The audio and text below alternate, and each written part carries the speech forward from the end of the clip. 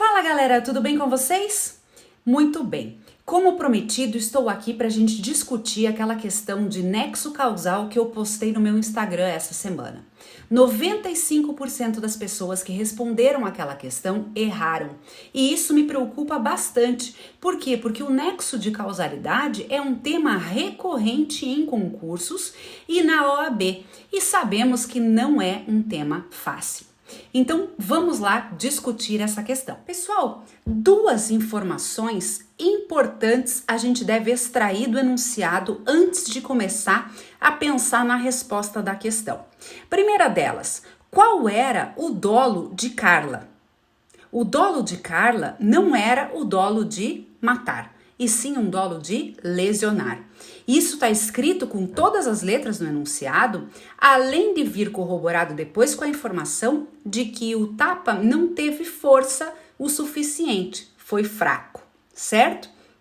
E a segunda informação que a gente extrai do enunciado, que é importante, é que o coágulo que Luana possuía era um coágulo desconhecido e que ele estourou, ocasionando a sua morte, de uma forma totalmente surpreendente. Surpresa. É bem isso que está escrito na questão. Considerando essas duas informações, a gente pode começar a construir a nossa resposta. Vejam, de acordo com o artigo 13 do Código Penal, considera-se causa a ação ou omissão sem a qual o resultado não teria ocorrido. Aí eu pergunto para vocês, qual foi a causa efetiva da morte de Luana? O coágulo que estourou. Ok. O tapa na cara é ou não é considerado causa? Juízo de eliminação hipotética. Exclui-se a conduta do tapa na cara e pergunta-se: Luana teria morrido da mesma forma com que morreu, como morreu? Não. Então, o tapa na cara é sim considerado uma causa. E para finalizar, a gente quer saber a relação entre as duas causas da morte. É uma relação de absoluta independência ou de relativa independência? Essa causa paralela, o tapa na cara, ela produziu o resultado sozinha ou ela se uniu à causa efetiva da morte para a produção do resultado? Ela se uniu, certo? Então, considerando que a causa paralela, que foi o tapa na cara, se somou à causa efetiva, que foi o rompimento do coágulo, para causar o resultado morte, a relação entre elas é de relativa independência. A causa efetiva do resultado, ela é pré-existente, a conduta paralela, concomitante ou superveniente.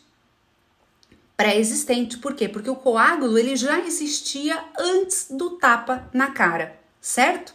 Então, nós temos aí uma relação de causalidade relativamente independente pré-existente. Qual é a resposta estatal quando a gente está diante de uma concausa relativamente independente pré-existente?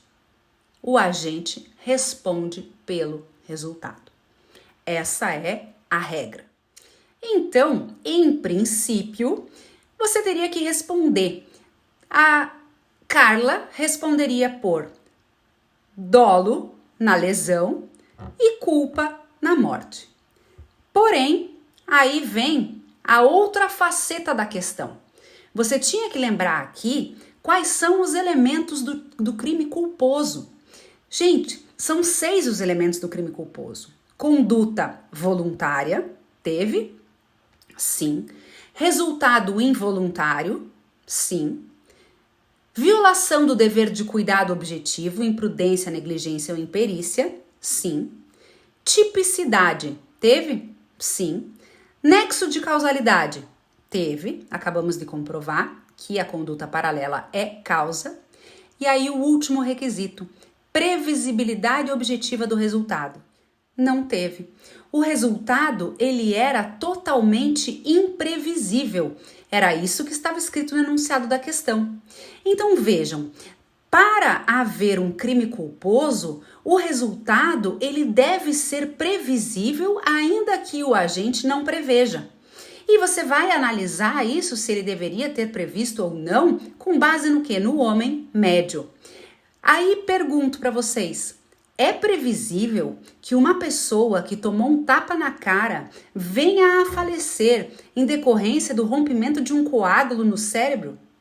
Não, não é previsível. Isso é totalmente imprevisível. Então você não tem todos os requisitos do crime culposo, de modo que a Carla não pode responder por homicídio culposo, apenas por lesão corporal. Se não fosse assim, estaríamos diante de uma responsabilidade objetiva, o que é proibido no nosso direito penal. Entenderam? Ficou claro? Espero que sim. Vamos fazer uma live sobre nexo de causalidade, então, para a gente dominar o assunto? Vou marcar e aguardo vocês.